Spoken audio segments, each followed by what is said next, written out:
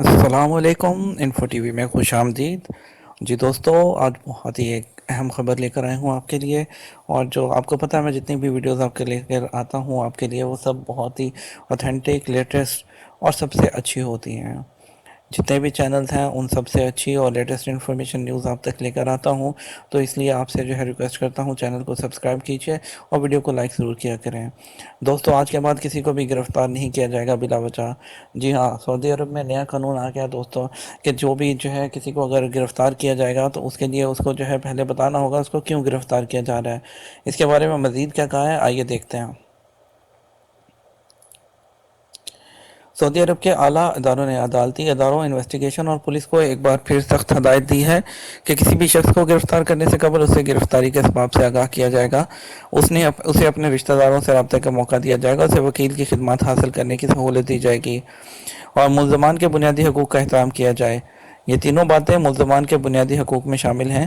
باخبر ذرائع نے عکاظ اخبار کو بتایا کہ اعلیٰ حکام نے انویسٹیگیشن اور مقدمے کی کارروائی کرنے والے اداروں کو سخت ہدایت کی ہے کہ وہ پوچھ گچھ اور مقدمے کی کارروائی تیز رفتاری سے نمٹائے۔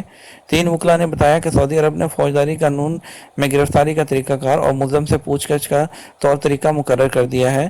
سعود الباحوث بندر العمودی اور احاب ابو ظریفہ نے توجہ دلائی ہے کہ قانون مذکورہ کی دفعہ 22 میں بتایا گیا ہے کہ ملزم کو گرفتار کرنے یا حراست میں لینے سے قبل اسے گرفتاری یا اسے حراست میں لینے کے اسباب بتانا ہوں گے۔ پوچھ گچھ اور مقدمے کے دوران وکیل کی خدمات حاصل کرنا ملزم کا حق ہے۔ گرفتاری یا حراست میں لیتے وقت اعضاء سے یعنی کہ رشتہ داروں سے رابطہ کرنا بھی ملزم کے بنیادی حقوق میں شامل ہے۔